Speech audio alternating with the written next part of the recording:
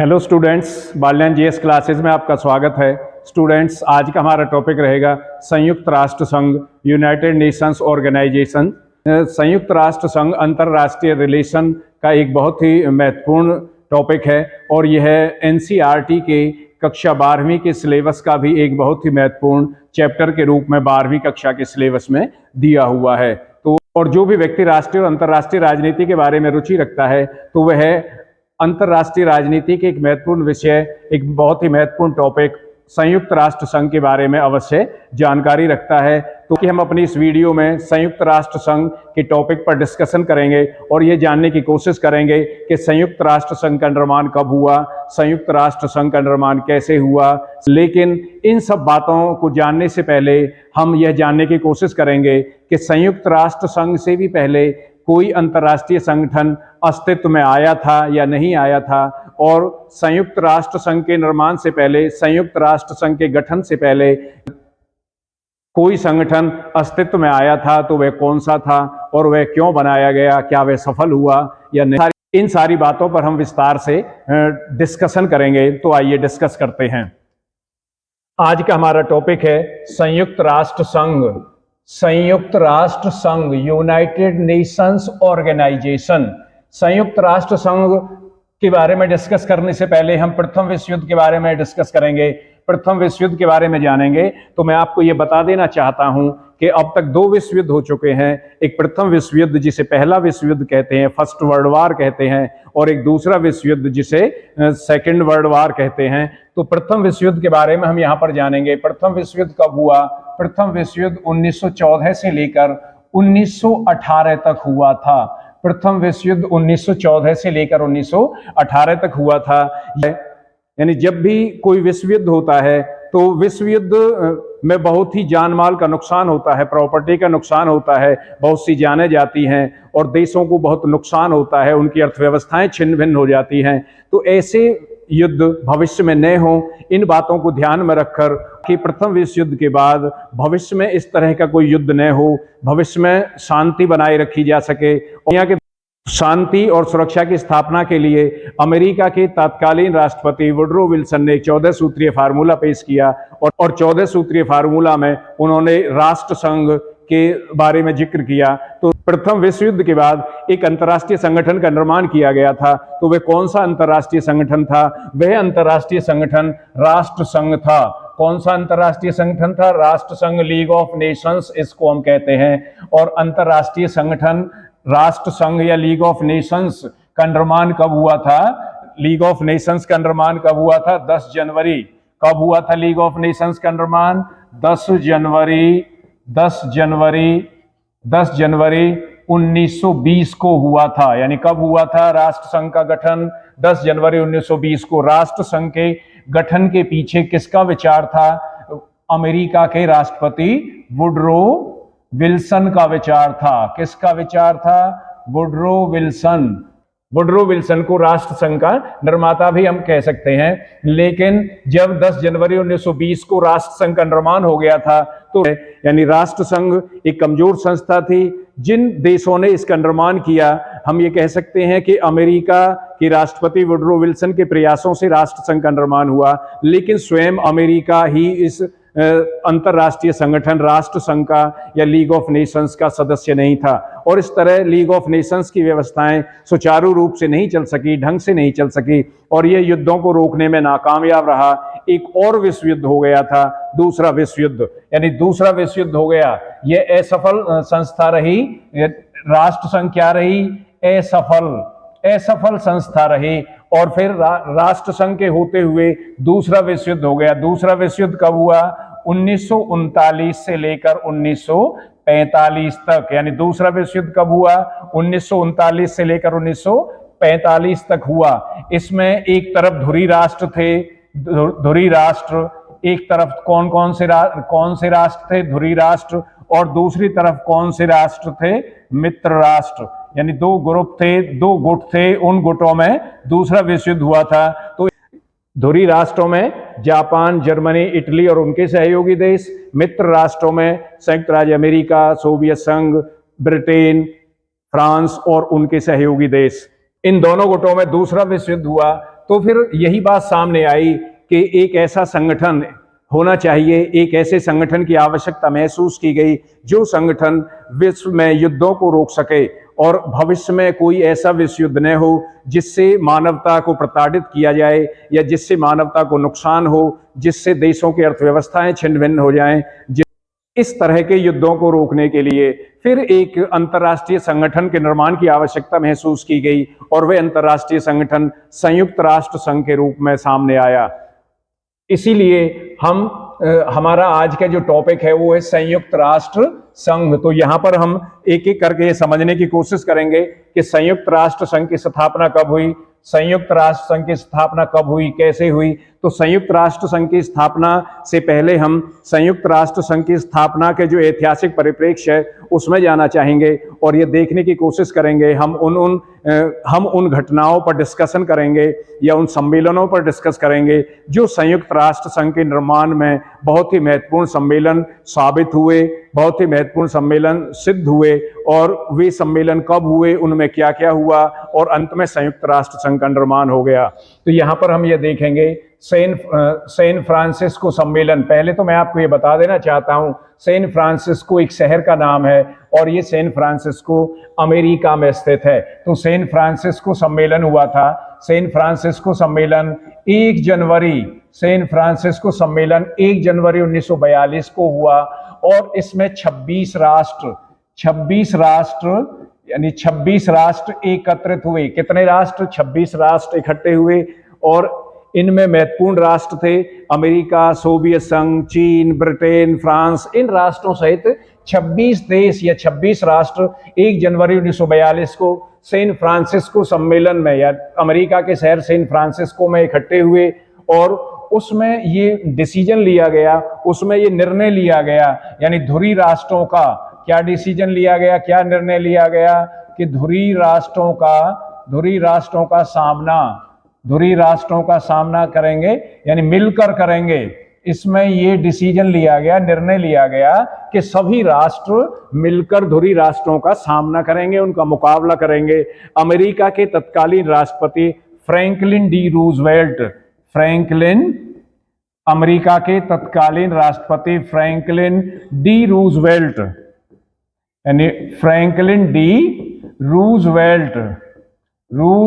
ने इसको संयुक्त राष्ट्र का नाम दिया। यानी क्या नाम दिया? इसको संयुक्त राष्ट्र का नाम दिया। यूनाइटेड नेशंस का नाम दिया। यूनाइटेड नेशंस क्या नाम दिया था? इसको संयुक्त राष्ट्र का नाम दिया, यूनाइटेड नेशंस का नाम दिया। किसने? अमेरिका के तत्कालीन राष्ट्रपति, यानी उस समय अमेरिका के राष्ट्रपति फ्रैंकलिन डी रूजवेल्ट थे। तो ये जो सम्मेलन 26 देशों का हुआ था, सैन फ्रांसिस्को सम्मेलन, उसको फ्रैंकलिन डी रूजवेल्ट ने संयुक्त राष्ट्र या यूनाइटेड नेशंस का नाम दिया था और इसमें क्या निर्णय लिया गया? धुरी राष्ट्रों का मिलकर मुकाबला करेंगे, मिलकर सामना करेंगे।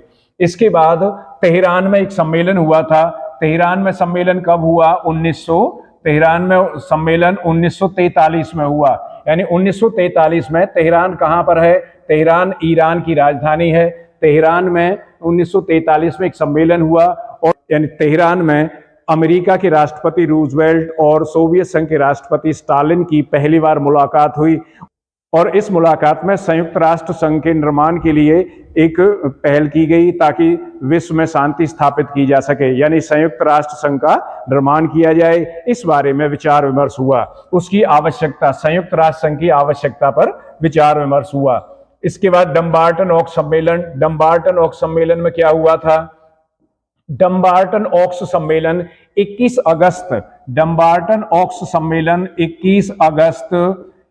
अगस्त से 7 अक्टूबर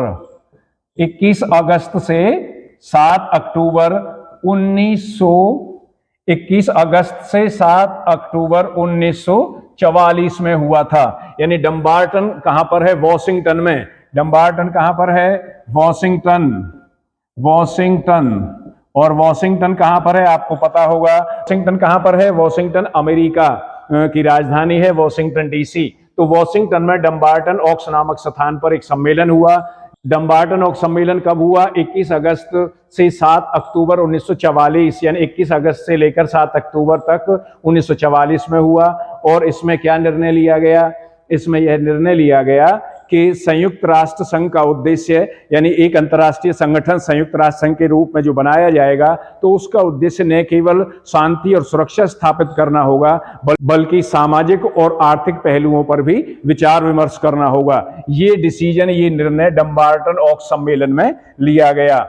इसके बाद याल्टा सम्मेलन। याल्टा क्या है? याल्टा सोवियत संघ के क्रीमिया क्षेत्र में एक शहर है, याल्टा नाम का शहर है। वहां पर एक सम्मेलन हुआ था, और वो सम्मेलन कब हुआ? 4 फरवरी से लेकर 11 फरवरी। कब तक? 4 फरवरी से लेकर 11 फरवरी 1945 में याल्टा सम्मेलन हुआ। और उस याल्टा सम्मेलन में सुरक्षा परिषद की मतदान प्रणाली पर विचार विमर्श हुआ। किस पर विचार विमर्श हुआ? सुरक्षा परिषद की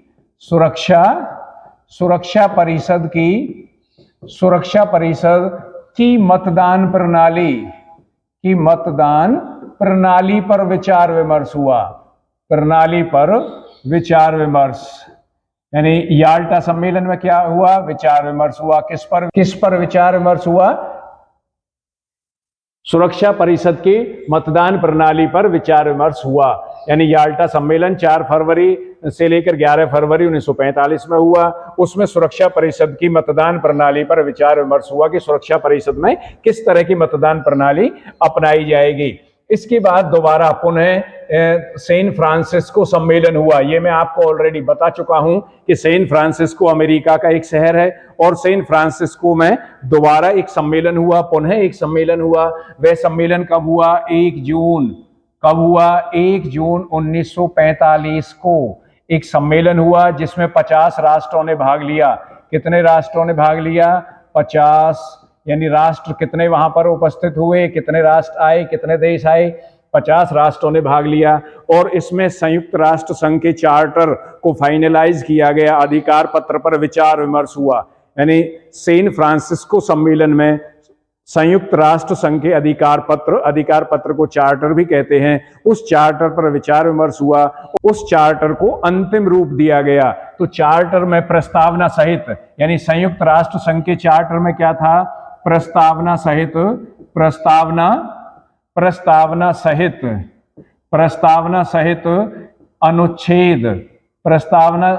कितने अनुच्छेद थे? 111 अनुच्छेद थे। यानी प्रस्तावना सहित कितने अनुच्छेद? 111 अनुच्छेद संयुक्त राष्ट्र संघ के चार्टर में थे, और इस चार्टर को अंतिम रूप दिया गया था। इसके साथ साथ 26 जून 1945 को संयुक्त राष्ट्र संघ के चार्टर पर सदस्य देशों के हस्ताक्षर हुए। कितने देशों के हस्ताक्षर हुए? यानी सदस्य देशों के हस्ताक्षर हुए। कब हुए? 26 जून 1945 को। किस पर? संयुक्त राष्ट्र संघ के चार्टर पर हस्ताक्षर हुए। तो यहां पर यह जानना बहुत जरूरी है, ये बहुत ही महत्वपूर्ण प्रश्न है कि संयुक्त राष्ट्र संघ के चार्टर पर कितने देशों ने हस्ताक्षर किए। वैसे 51 देश थे, तो 50 देशों ने 26 जून 1945 को हस्ताक्षर किए थे। कितने देशों ने हस्ताक्षर किए थे? 50 देशों ने। एक देश पोलैंड नाम का देश, यानी पोलैंड ने बाद में इस पर हस्ताक्षर किए। कब किए? बाद में। और इस तरह संयुक्त राष्ट्र संघ के चार्टर पर हस्ताक्षर करने वाले देशों की संख्या कितनी हो गई? 51 हो गई। ये 51 सदस्य ही संयुक्त राष्ट्र संघ के प्रारंभिक सदस्य बने। संयुक्त राष्ट्र संघ के क्या बन गए? प्रारंभिक सदस्य बन गए। भारत भी।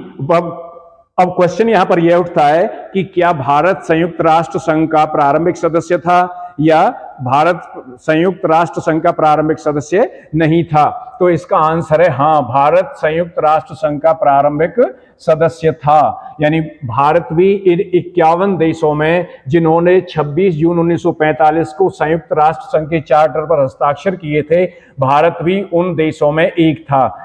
क्योंकि मैंने आपको बताया कि पहले तो केवल 50 देशों ने हस्ताक्षर किए थे, तो भारत इनमें एक था, बाद में पोलैंड ने हस्ताक्षर किए और इस तरह से कुल देश 51 देश हो गए थे जिनको हम संयुक्त राष्ट्र संघ का प्रारंभिक सदस्य कहते हैं। भारत की तरफ से संयुक्त राष्ट्र संघ के चार्टर पर हस्ताक्षर करने वाले व्यक्ति कौन थे? ये बहुत ही महत्वपूर्ण प्रश्न है, कॉम्पिटिटिव एग्जाम की दृष्टिकोण से बहुत ही इंपॉर्टेंट क्वेश्चन है कि भारत की तरफ से संयुक्त राष्ट्र संघ के चार्टर पर हस्ताक्षर करने वाले कौन थे। तो मैं आपको यहाँ पर बताना चाहूंगा कि भारत की तरफ से रामास्वामी मुदालियर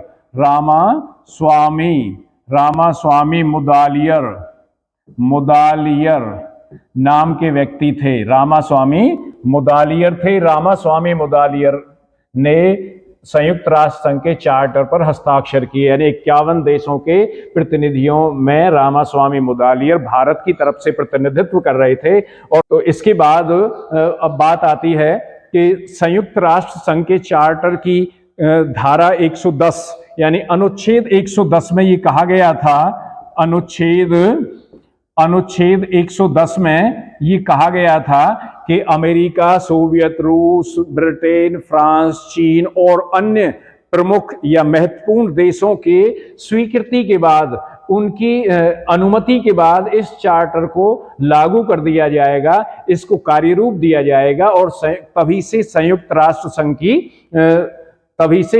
राष्ट्र संघ की औपचारिक स्थापना मानी जाएगी। तो ये कार्य ये कब तक हो गया था? ये कार्य 24 अक्टूबर 1945 को हुआ।